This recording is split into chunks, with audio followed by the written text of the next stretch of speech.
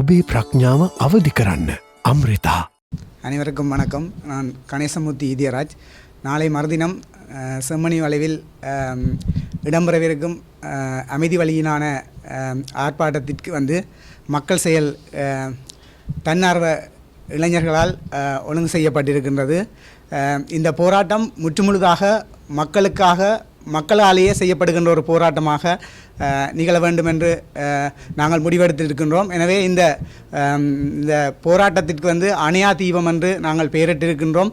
இந்த போராட்டத்தில் வந்து திங்கட்கிழமை 10 மணிக்கு அந்த போராட்டம் ஆரம்பிக்கப்படும் போது அந்த தீபம் ஒன்று ஏற்றப்படும். அந்த தீபமானது தொடர்ந்து 3 நாட்கள் அந்த இடத்தில் எரிந்து கொண்டிருக்கும்.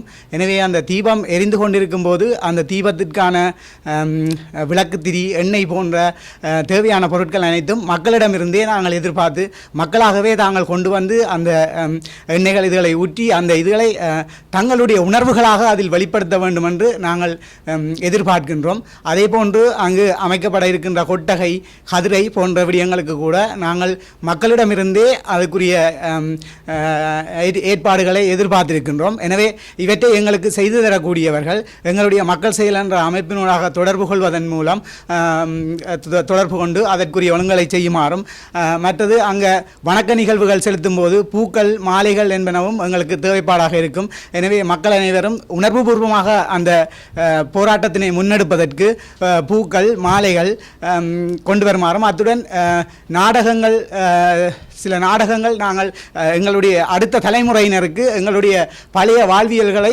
எடுத்து காட்டுவதற்கு நாடகங்களை நாங்கள் ஒழுங்கமைத்திருக்கின்றோம். எனவே அந்த நாடகங்களையும் வந்து எல்லோரும் பார்த்து உங்களுடைய பிள்ளைகளையும் கூட்டிக் கொண்டு வந்து எங்களுக்கு கடந்த காலத்தில் இழைக்கப்பட்ட நீதிகளை தற்பொழுது அவர்களுக்கு எடுத்து எம்புவதற்கு ஒரு உறுதுணையாக அந்த நாடகங்கள் இருக்கும் என்றும், அந்த கண்காட்சிகளில் காட்டப்படுகின்ற அந்த கருப்பொருட்கள் அடுத்த தலைமுறையினருக்கு நாங்கள் இழந்தவற்றையும் நாங்கள் பட்ட வேதனைகளையும் இனிவரும் சமூகத்திற்கு எடுத்துக்காட்டுவதாக இருக்கும். எனவே அனைவரும் இதில் வந்து கட்சி பேதங்கள் கடந்து பல்கலைக்கழக மாணவர்கள், விவசாய சம்மேளனங்கள், கடற்தொழிலாளர் கூட்டுறவு சங்கங்கள், வணிகர் சங்கங்கள் மற்றும் அனைத்து மக்களின் ஆதரவையும் கேட்டு நிற்கின்றோம். நன்றி.